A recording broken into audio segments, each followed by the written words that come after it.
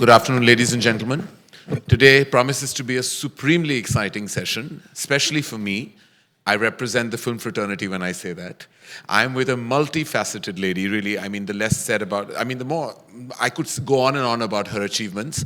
Not only am I a huge fan of everything she's achieved in the world of media and entertainment, but now with the portfolio she holds, it promises to be exceptionally positive for all of us and a new beginning in many, many ways.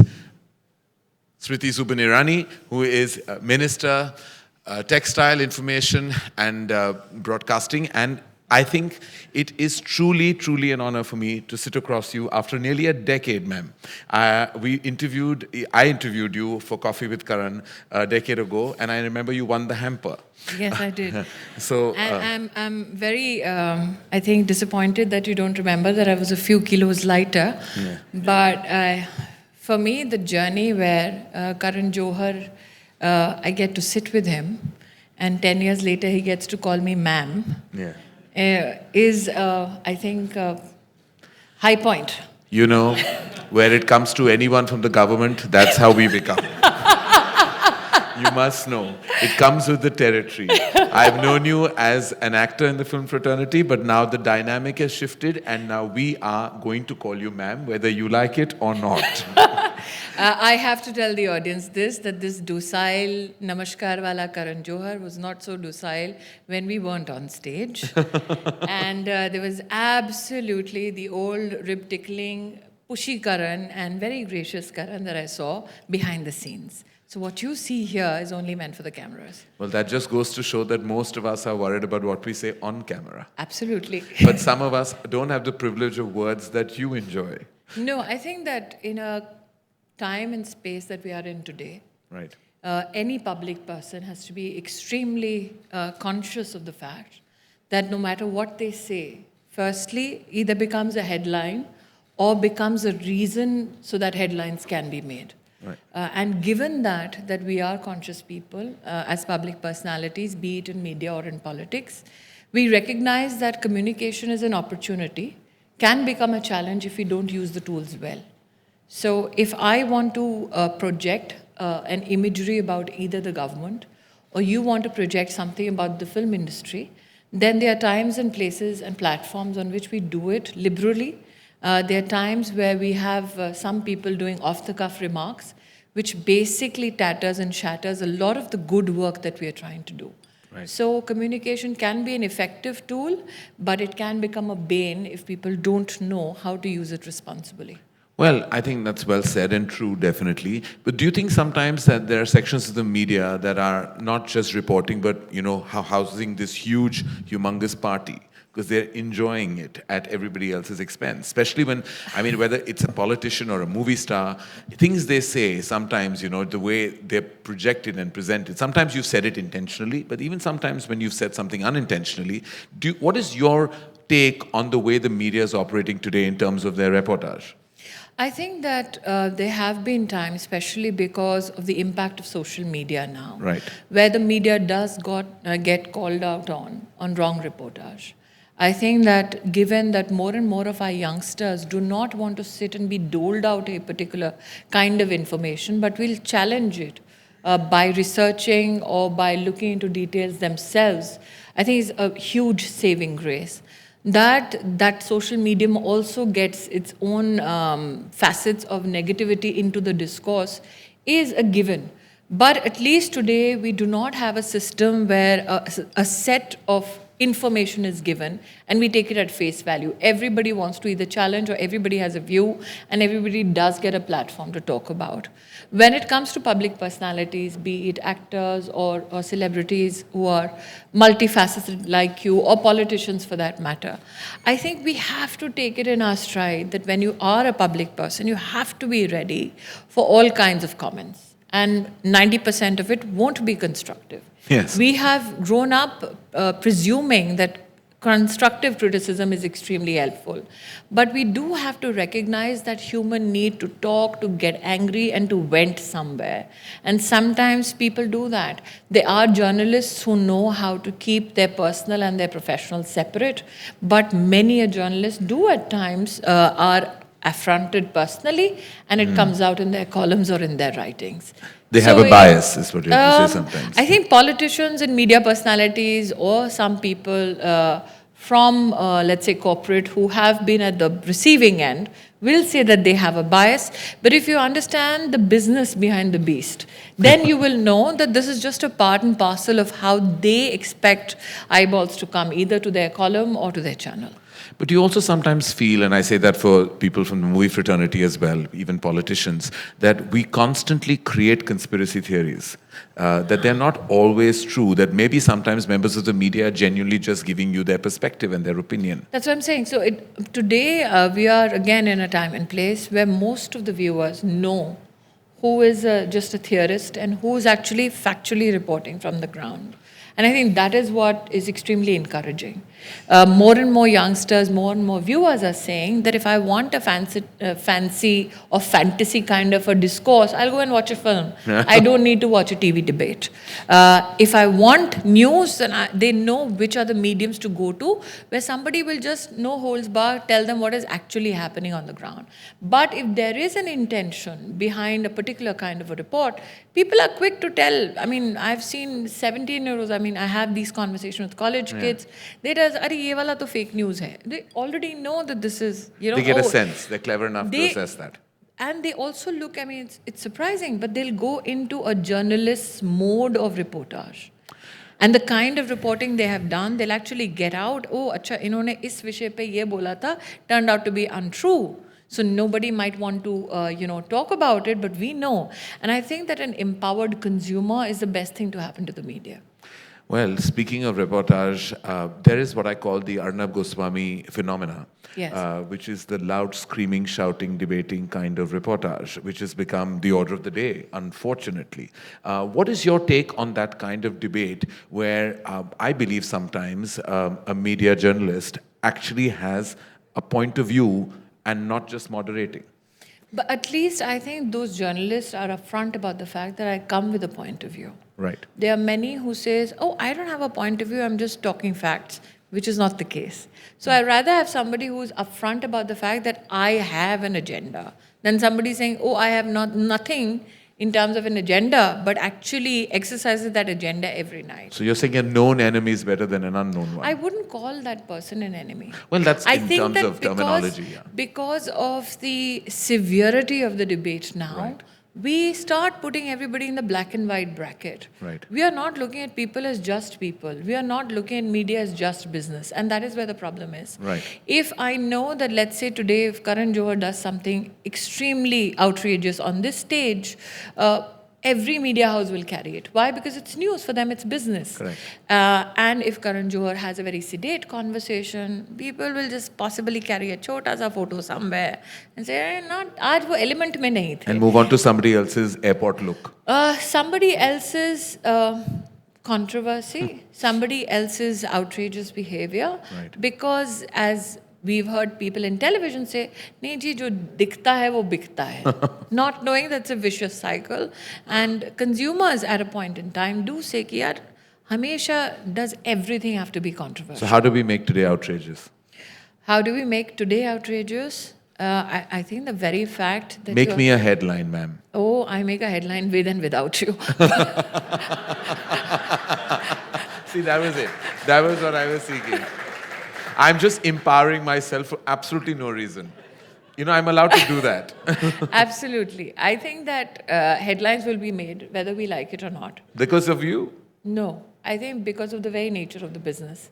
But the overwhelming capacity of the brand World Economic Forum might not allow it to be very outrageous. Yes, I think that's why. So we have to also look at how many people push a particular discourse in a particular structure because of from which platform that information emanates. Right. People do not expect outrageous behavior on a platform like this. They expect a very deliberate, a very structured, a very nice, sedate conversation, which is what we are giving them. But we should not always serve what people want. If you are in the business of entertainment, Mr. Johar, as you are, you have to give them what they want. When you try to give them what they do not want, it flops at the box office. Well, I suppose failure is something that we don't need, especially with the way things are going at the movie industry. And No, with failure is not bad. I think that what I love about the movie industry is that it gives enough opportunity for every kind of story to be told. It's much braver today, though I wish that the writing was Yes. as brilliant as it was, let's say, in the 70s, when the underdog was the king, because that is the feeling that resonates in every Indian's heart and mind.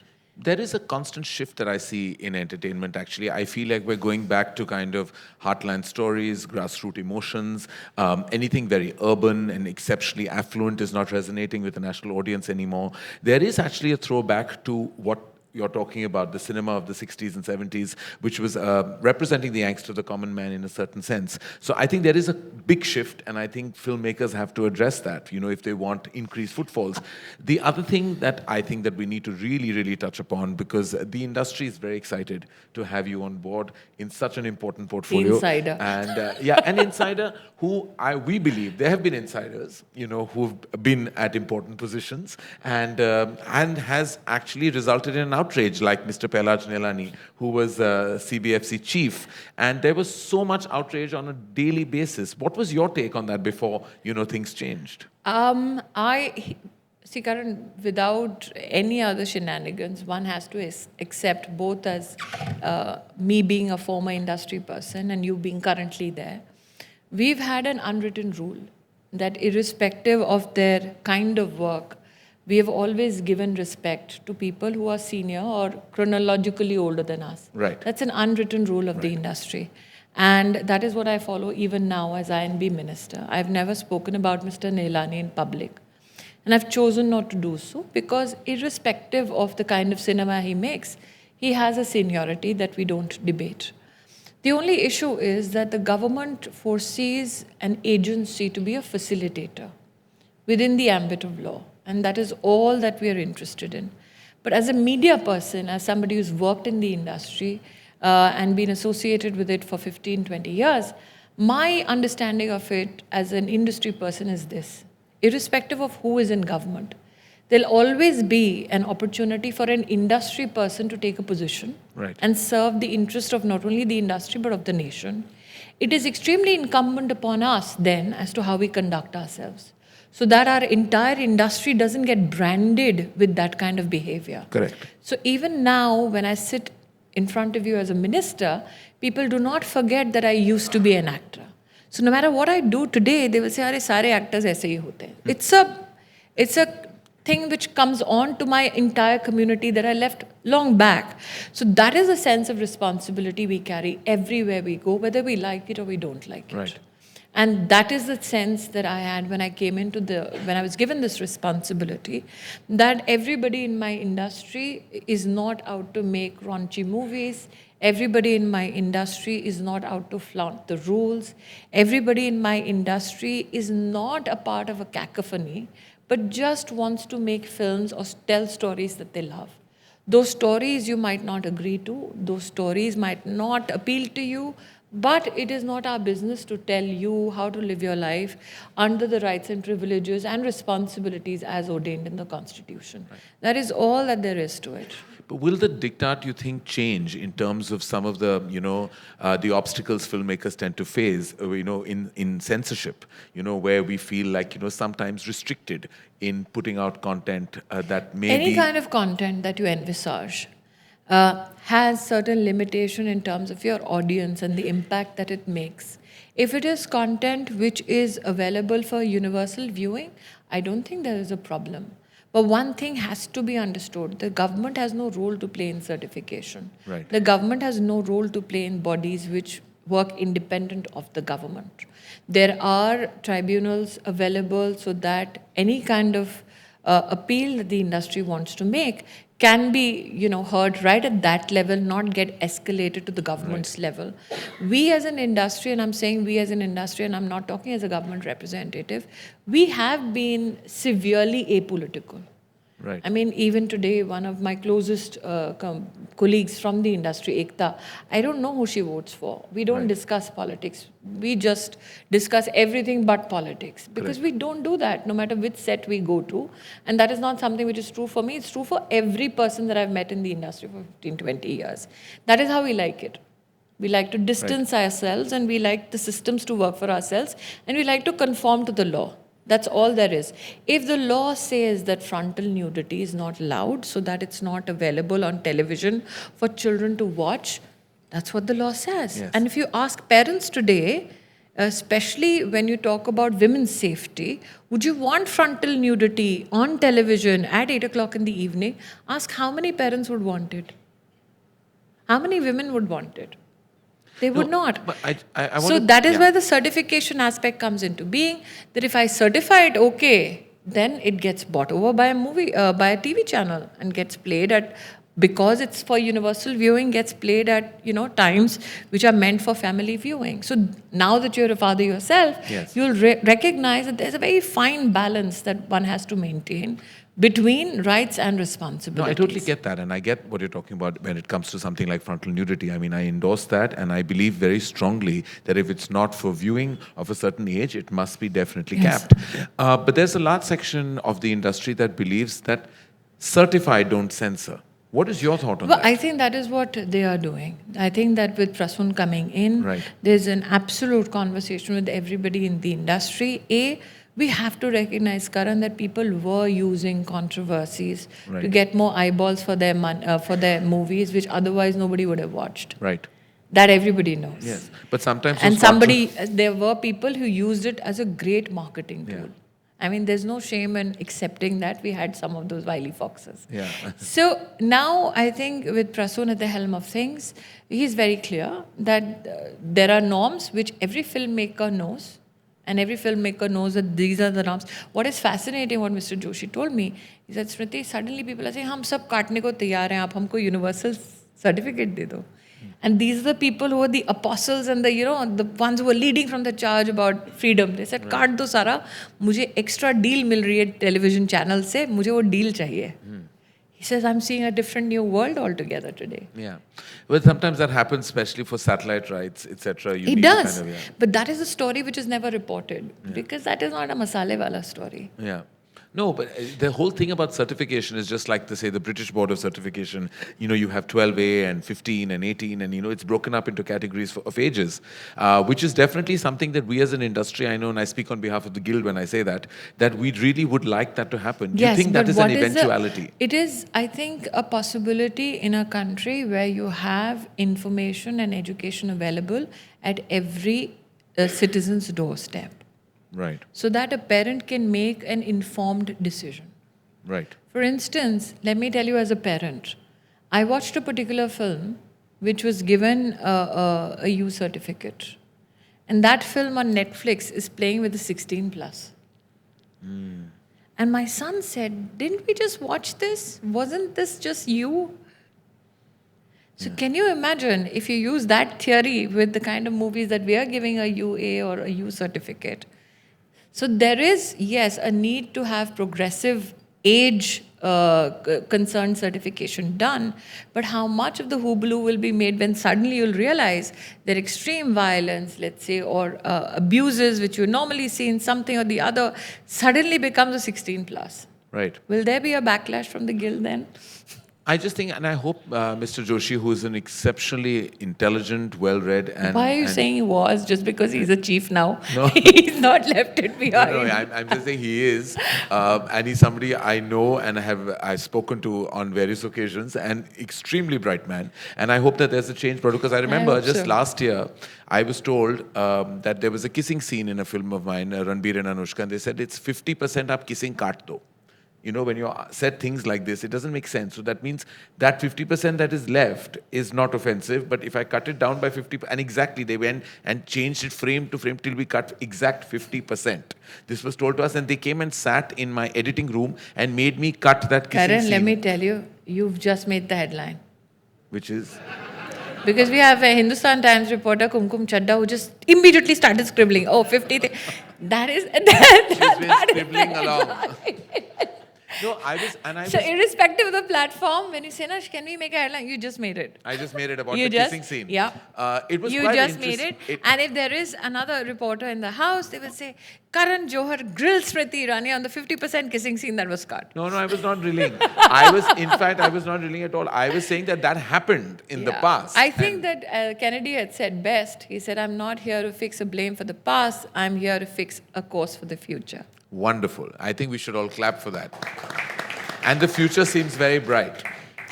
Future seems bright because we have unlimited talent. Right. We are a country of storytellers.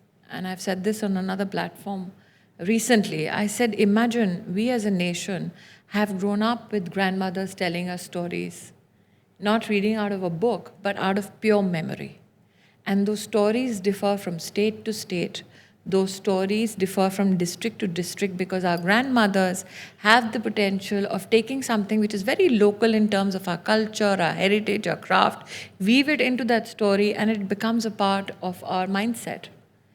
And today, for somebody to tell me that I will do lyrics which just don't make sense to me and say, "Nee, wo poetry khatam ho gaya," I don't understand it.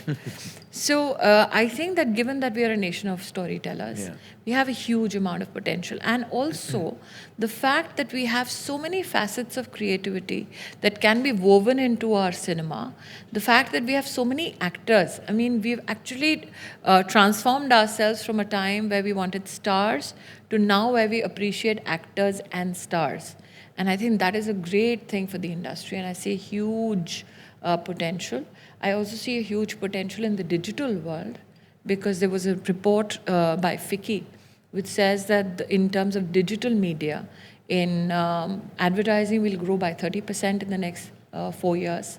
In gaming will grow by 18 to 20%. In VFX, we'll grow again by the same percentage.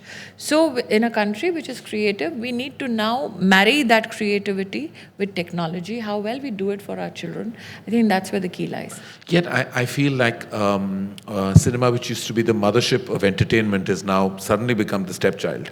Because I do believe that what's happening is that with depleting footfalls and just films not performing to their optimum, we are definitely in a crisis mode in the industry. And you rightfully said that it is content based, and we need to empower the writing. And I think that is something that everybody needs to wake up to. That if we don't really pull through this zone, in 5 years we might be taken over by the digital revolution. And television already is about 9 times the size in terms of viewership as to what we enjoy in cinema halls. When the biggest hit, something like say Bahubali, does the kind of numbers it does, you find out only 3 or 4% of the population of your country actually saw it. Yep. And it's just 3 or 4%. But I think you also need to leverage the fact that we have a cultural impact of our cinema as well, Right. which is not a very optimally utilized sphere of our business. Because when you look at, let's say, a Shah Rukh Khan going or an Amit Ji going to Egypt, that cultural impact or how well Dangal is done in China. amongst China. Yeah, I mean, that is something that no other country enjoys as well, because at least in our region, we tell stories which, irrespective of language, resonate with so many people. I mean, for Kyunki to be seen, somebody walked up to me and said, it was #1 in Fiji. I said, why? They said, no, we saw it in Swahili also. I said, great. So for that to happen, there has to be a bridge which is built. It got built very successfully between television series, GCs and movies. Right. It has to now go on to the next phase of digital as well. The other thing that I think plagues us sometimes is when there is a certain kind of political party pressure that falls on a film, in terms of an objection. Like I've been through that nearly 3 times. Which one? Well, Wake Up Sid, and then with My Name is Khan, and now with Ae Dil Hai Mushkil. 3 times somehow my films that have nothing to do with the politics. That's of the another country. headline, huh? Yeah, but when we fall prey, is there a way, ma'am, that can be devised to protect our interests at times, which has I nothing? don't think, firstly, any political party. You might talk about some miscreants on the ground of Right. some with Yeah, when some kind of. I was trying to be non-specific when I No, when I I'll said be political specific. party. I'll be specific. I'll speak for my party. Right. My party genuinely has issues like economic issues, social issues, ecological issues, work-related issues, industry-related issues, defense-related issues, foreign relations-related issues. We are so focused on them. I don't think my political leadership will genuinely look at एक picture आ रही है उसके बारे में कुछ बोलिए. Right. Honestly, Correct. doesn't happen. In terms of miscreants who try to just suddenly grab that headline that हमने तो ये धरना दे दिया, they do not have the political cover, but because of the disconnect in terms of communication in the industry, because I used to be there and people say ये हो जाएगा, and I would tell them ये नहीं होगा. They were like, why? You have no clue. I said, because you are not communicating with the correct people. So possibly because of that gap in communication, you see a lot. But I think that one has to recognize that law and order is a state issue. And states, when communicated, effectively tackle such challenges. Well, I definitely think that I had all the support possible, from the state and with the police authorities and the ruling governance. There was no problem, but it's just the fear psychosis that sets in. But that is something that, and that is what you can't combat. As filmmakers, we have to be extremely adamant on. If I believe in a project and I do that project and I know what kind of a response I'll get on the project, that is a conscious decision you make as a filmmaker when you get into a project. Then to say that I fear something will happen, though everybody else is supporting, is a localized fear which only through conversation can be overcome. Yeah, and I remember actually when my crisis happened during My Name is Khan, it's something that I'll never forget. Mr. Modi, CM of Gujarat at that time, I'd called him because the problem was penetrating into Gujarat from Maharashtra. And through Mr. Mahesh Bhatt, I established contact with him. And in 10 minutes, the problem was sorted. And that gives us as an industry large hope. Headline. No, I think that the impact of the societal impact of entertainment, I'll only speak from personal experience. I think, is Samir Saran in the house? He's not here. Okay, so when they were, I can only speak from experience of Kyunki. They were showing Kyunki in Afghanistan. So they said, everybody loves it. The only problem is we can't show Tulsi ka bindi. So what did they do? They actually had a black box made on top of my forehead. Everywhere I would walk in the screen, there would be a black box, or any other lady who would come into the picture would have that black box. So, my organization, my producer had nothing to do with it. That was something that was culturally in context placed so that the viewership could enjoy it without anybody making a hangama. And I'm happy to report that even the person who dubbed for me for that television series in Afghanistan stood for an election. That was the impact of it. But I think that what you have very, very rightfully said, that when you have that communication, your fears get allayed. They get that support and you get that reassurance. No, just to kind of close that issue, like recently we have a film releasing at the I end don't think anybody would imagine Mahesh Bhatt having a conversation with Mr. Modi. That is one headline. Yeah. Then to say Mahesh Bhatt had a conversation and you had a conversation, again, second headline. Yeah. So you've given them three. And then it came through, third headline. Fourth. I'm counting. Well, to close that, we have a film releasing called Padmavati, end of the year, and there's been an issue in Rajasthan right now, raised, burning posters, etc. And I know that there's a certain fear in that state to release the film. Is there any way you feel the filmmaker can feel protected? I have had the pleasure of not working, and I think that's one of my greatest losses in life, not to work with a creator like Sanjay Leela Bhansali. But I'm absolutely sure that the law and order situation will be under control there. Right. And the state government will ensure that there is no miscreants who disrupt any kind of interaction or any kind of display. And I will also say this, that we have a very watchful media, so be rest assured that all pillars of democracy are functioning very well, irrespective of whether you can pick up a phone or talk to a politician. They're working very well to protect your rights as individuals and as filmmakers. Well, ma'am, as a fellow filmmaker, I have to really thank you for saying that, because I know that it's a humongous film and, lot is riding on it, not just monetarily, but in every which way. And I think for them to just feel safe and secure to put their content out in your safe hands will mean a lot to Sanjay Bhansali and his team. My safe hands? Yes, your safe hands. Fifth. Well, I'm calling your hands safe. And it's always better to be safe than sorry, right?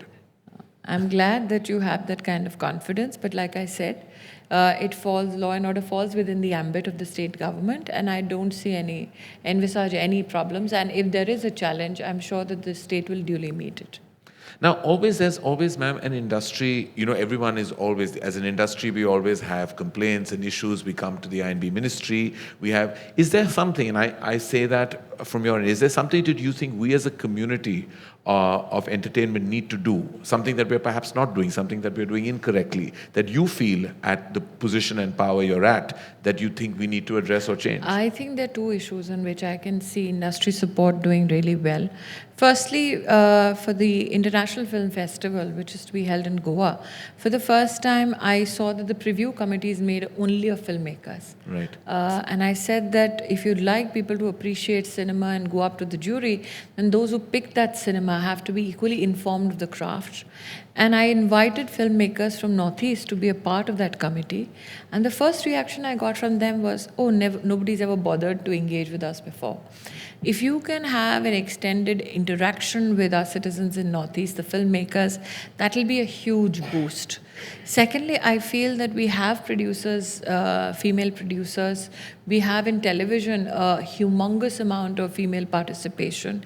If that same can be enhanced, let's say in the movie business, that is again, especially from a technical perspective, that is again something which will be known as a very, very effective contribution. Third is to pick up writers. Right. Because every writer cannot reach a Karan Johar. We have to create some kind of an ecosystem where the best of the stories with that local color can come up. If we can do that, I think that's a huge service that we do anyways for those aspects of our industry which feel at times that they are left behind. It will need a little bit of extra patience, especially in terms of the engagement with writers, because not everybody will be extremely perfect in the way that they present their script. Even the fact that you can dream of a story, put it to paper and present it is a skill unto itself. So how many such writers, how many such stories can get that skill set is something that I think the industry can contribute on. Well, and I think, like you rightfully said, that the open channel of communication between, say, film bodies like the Guild, television bodies, with the ministry, also I think are integral on a possibly on a monthly basis. In fact, if not earlier. I had the privilege now of having the Guild on board officially for the International Film Festival. The steering committee is led by Siddharth Roy Kapoor. Yes. And for the first time, the Guild has actually come on board officially. So we've begun well, but as they say, well begun is half done. Yes. But I'm hopeful that with the industry participation, not only in IFFI, but even the animation VFX genre, there is a National Center for Excellence that the government is initiating. But I recently met with industry counterparts, not only from the animation VFX purpose, but also from the gaming industry, representatives of NASCOM. I said that, can you imagine if our children are actually taught how to design with the help of technology, but using a multilateral force available in the education sphere? For instance, today if you look at designers from an animation perspective internationally, you will know that they were doing science on one hand and design on the other hand, and people cannot come to terms with the fact that a student can do physics and poetry together. Now that is a kind of input that we need for the industry to say that, especially knowing that in tier 2 cities you have so many chota schools which have come up that hum aapko animation sikhayenge, and fees is 1 lakh 2 lakhs, and these kids get that certificate, come to Mumbai thinking they've done something great. And when our editors meet them and our producers meet them or our directors meet them, they say you've not even learned the basics. So that is the huge gap. It is an opportunity, but it's also a challenge. And lastly, before we open questions out to the House, and I'm sure several of you have many, many interesting questions, there are two theories floating on the GST and demonetization phenomena in our country. One says that it's a reset button, that it will, of course, take time, blips in the process, and will finally be, great for the country economically. And then there are the other flip side theory. Your last thoughts on this, ma'am? I think that in a country which wants to engage and increase its productivity, tax compliance is the foundation on which a stronger economy is built. Ask anybody in the industry, they will tell you that world over, You want to be a more and more tax compliant nation. Secondly, from an international perspective, simplification of taxes with the rolling out of GST is something that every investor who wanted to come to India wanted, in terms of a surety that yes, these are slabs that are already declared, these are engagements and these are spheres which are already declared, so we are not coming in blind. It has challenges when it's set in motion. People who have never been tax compliant, and I've known many segments within an industry. I also deal with textiles. They find it difficult. आज तक tax नहीं भरा. क्यों नहीं भरा जी? बस भरा नहीं, हम लोग कभी ब्रैकेट में ही नहीं थे. So if you want to increase your tax base, then you have to make sure that everybody is compliant. Not everybody gets to pay or has to pay, but at least there has to be some level of accountability which comes in. In terms of demonetization, I think the very fact that your tax base has gone from 3 crores who are enrolled to now 6 crores in only 2.5 years just goes to show how much of work is still yet to be done.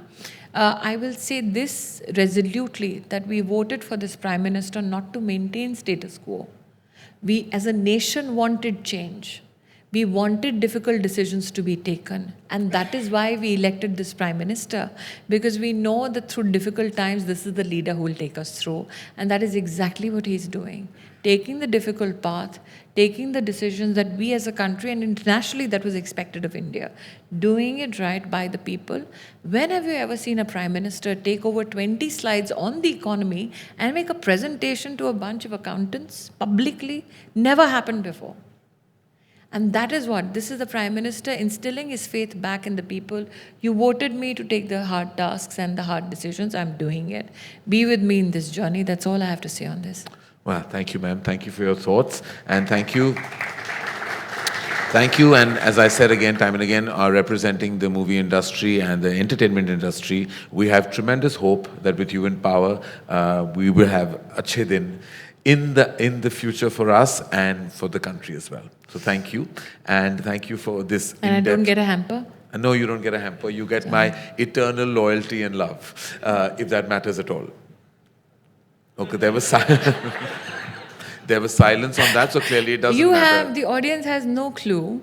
If anybody in the industry had heard these 2 words out of Karan Johar, they would have felt that their career is made. It is only a disappointment for me that I heard this after I left acting. But I will only say this, Karan, that you've been a gracious host as always. And I will say this as an actor. You are in the news for all the wrong reasons nowadays. Nepotism and all. Yes. Unfortunately, I didn't touch on that because I think it's really last season. That is the headline.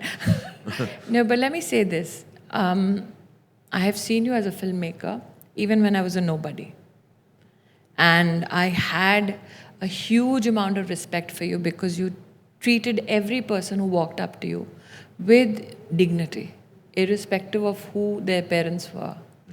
And I think that is what we need to set right about the industry. That the industry is not about nepotism. We are about talent. It is the Shah Rukh Khans which actually tell the world that we are about talent. It is about people like Ekta, where I have seen scores of people land up from villages at her doorstep. And I said, why did you leave? They said, हमारे गाँव में कहा कि एक बार एकता कपूर तक पहुँच जाओ, तुम्हारी किस्मत चमक जाएगी. That is what we are about. Yes. That is what you are about also. Yeah. But you don't tell anybody that. You like to take some very silly fights out in the open. I know. And I think one lives and learns, and maybe I've lived enough, but I haven't learned enough. No, I think that you're being too polite right now. Yeah. You have lived and learned the hard way. Yeah. You just don't like showing it to people. So I think that will be a great gesture when we as an industry, I came from nowhere. And I'm seated here today with one of the biggest filmmaking houses because the industry gave my talent a chance. Didn't ask who my dad was. Yeah. Well, thank you, ma'am. Thank you for that. And always gracious and always so well spoken. It is truly an honor to be in conversation with you. Thank I'm going to give everyone an opportunity now to, I'm sure, ask you questions they have in mind. I think there are more questions for you. Yes. I'm sure they don't. Ladies and gentlemen, please tell us who you are, which publication you're from, and could you keep your questions as concise and easy to follow as possible, because sometimes questions become statements. So yes, please pass the mic. Good morning. I represent Global Shapers, Surat Hub. Ma'am, the question is, we as a Shapers are spread across the world. Uh, we have hubs in Afghan, Bangladesh, India, Pakistan, Sri Lanka, everywhere.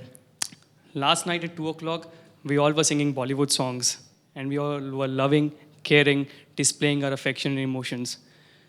We did not have any grudges against any country or any countrymen. Why don't we see this at news prime hour at 9 o'clock? Why don't we see this happening on the media in front of people? That there is no conflicts. We love each other like anything. We have an Afghani friend who would sing more Bollywood songs than us, who knows lyrics more than us.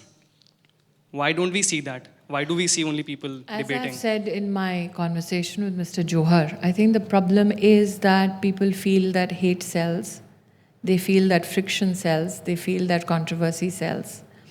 I think that ultimately one has to recognize the very fact that a Karan Johar is seated here today and tells you about a conversation with Mr. Modi is unthinkable. And support that he gets in 10 minutes. If you go only by the discourse in the media, you could never imagine a Mahesh Bhatt having a conversation with Mr. Modi or Mr. Johar having a conversation with Mr. Modi. So we are at times victims of whatever we see in the place. In the morning, I had a textile intervention, and I had one textile entrepreneur says that I'm actually switching off from social media because I want time to think. My brains are literally fried. That is his statement on the WF platform. I think that you have said it well when you say at least Bollywood gives you that space to enjoy each other's time, to enjoy each other's cultures, to enjoy each other's presence.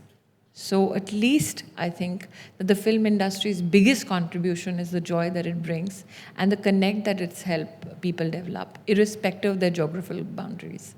Well, Bollywood connects each and every country, and I'm sure about it. We've So I'm experienced glad that. that Mr. Johar has an additional vote from you.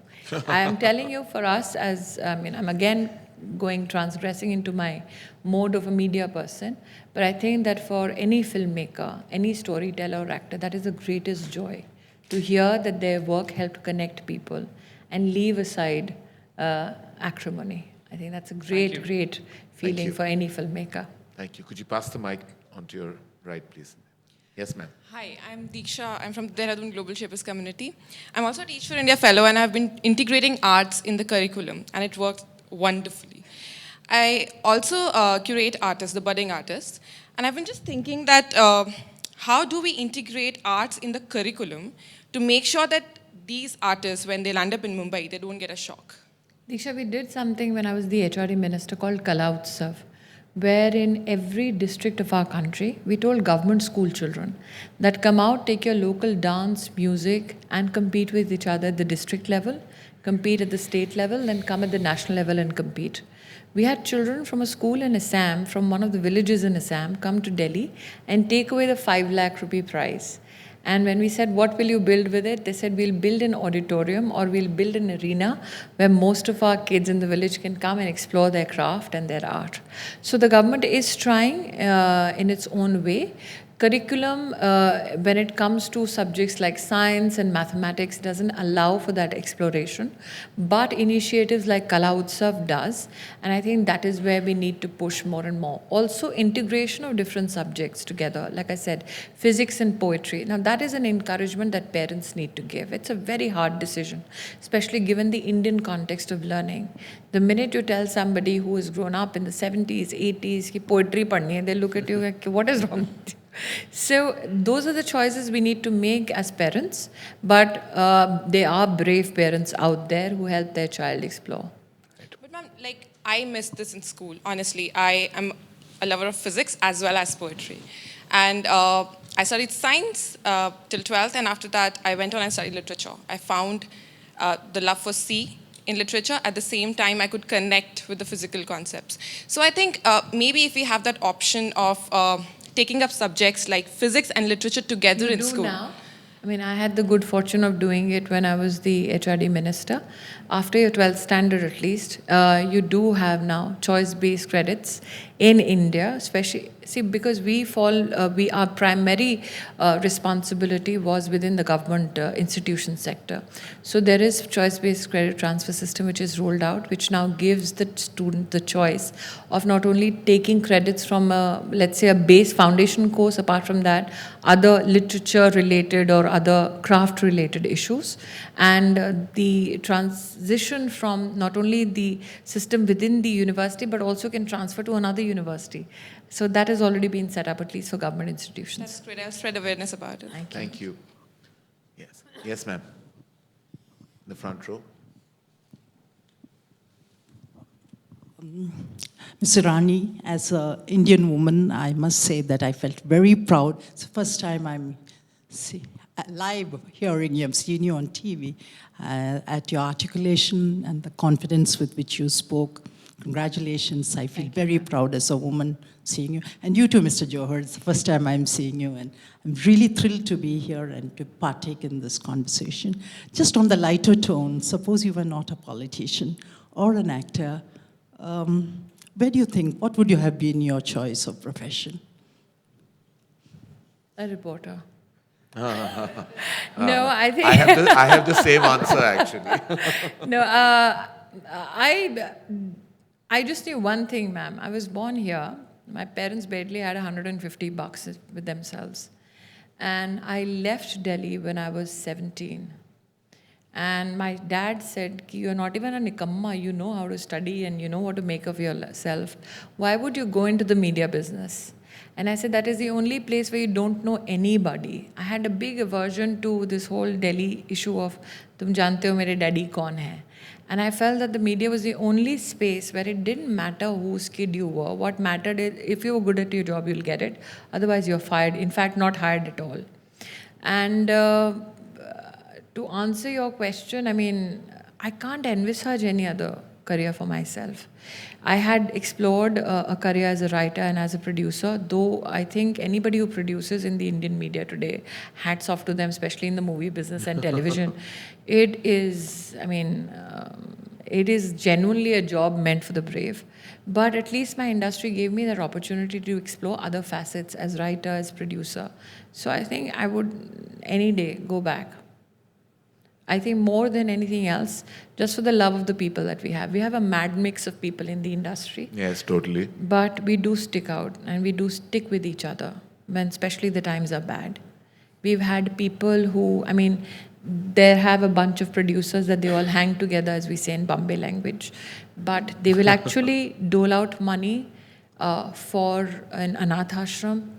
There would be absolutely no write-up for it. They would actually dole out money for a widow remarriage or for an old age home. I have seen it for 14 years. One of my producer friends do it. It has never hit the headline. So that is why I would any day continue in that field if I was not a politician. Thank you, ma'am. The second row, please, the lady in the red. Well, I would say that we are proud to have a woman like you at this platform from India. I'm Sugandha Munshi and I belong to the state of Bihar, Patna. I work with women farmers and representing Global Shaper here right now. Ma'am, I have a very important question. For me, it's like a life and death question for me. The role of media, whether it is a news channel or whether it is the Bollywood or serial TVs, how do you see the future of India and what is your strategy to plan this gender insensitivity which is happening? I think that one of our biggest problems has been, Sugandha, I'm a mother to a son and a daughter. I've seen a phase as an actor where people say, ये serial देख के बच्चे खराब हो रहे हैं. And I used to tell people, बच्चे बड़े करने का काम टीवी का नहीं है. बच्चे बड़े करने का काम फिल्म का नहीं है. बच्चे बड़े करने का काम मैगजीन का नहीं है, न्यूज़पेपर का नहीं है, माता पिता का है. आपका बच्चा क्या देखता है? What do they watch? What do they consume as viewers, as readers? Is your responsibility. You can't say, I bring into my house a publication or a movie or a TV series and I tell my kids, oh, you can watch whatever you watch, and then I will moan about the fact that aren't they watching the wrong stuff? So there is certain responsibilities that we take as individuals for our children, our families. Secondly, in terms of television content, we do have a council which is made only of broadcasters. And the broadcasters, when the citizens tell them, and not even the government, but the citizens tell them that this particular television serial does not seem right, kindly take a decision on it. That council takes a decision on its own. For the film industry, it's the certification process that happens. So there are checks and balances where the media in itself, for the media for that matter, for newspapers, we have the Press Council of India.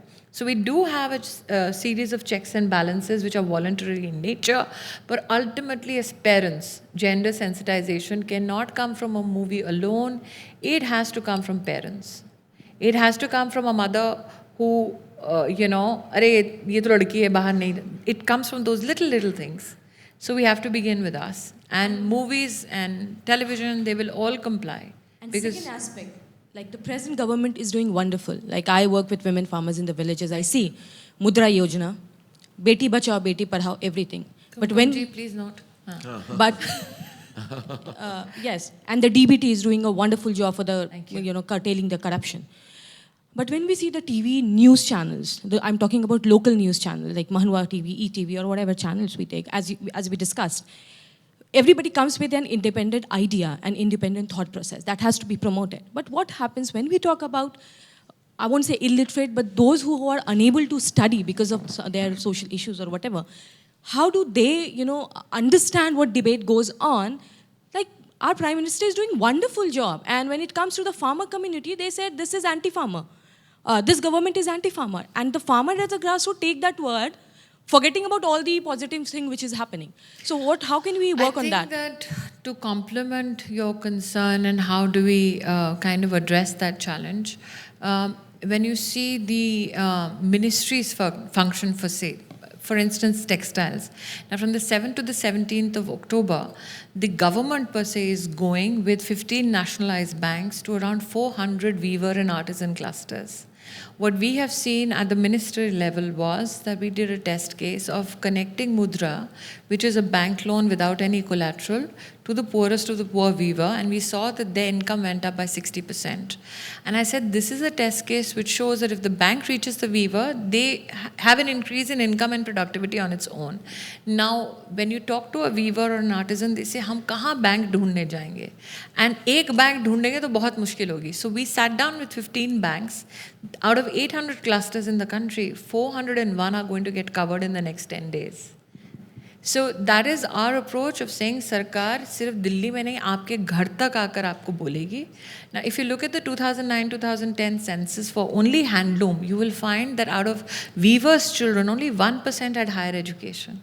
Now how do you expect them to kind of even, the filtered information they are getting, how do you expect them to sit there and kind of classify it, ye sach hai, ye jhoot hai, till you educate them? So when you ask a weaver, aap padhate kyun nahi hai? They say कि मेरे पास fees का पैसा नहीं है. So we have the National Open School and the National Open University, and we've tied up with both of them. And I've specially said that अगर पैसा नहीं है, if you are somebody who's physically challenged, as the Prime Minister, we call it Divyang, if you're from a BPL family, if you're from SC/ST community, if you're a woman, then we will pay 75% of your fees. And a fee structure which is only $500. So we are saying that if it's $100, just pay that much because we want you to invest in your own education. You will have centers open right in your cluster. Go study, certify yourself and come out. So that is where the change happens. So while the media is correcting itself, the government also is pushing people so that they're more informed in terms of what they are consuming. Thank you, ma'am. We have time for one brief question. If anyone has one more question. Yes, sir.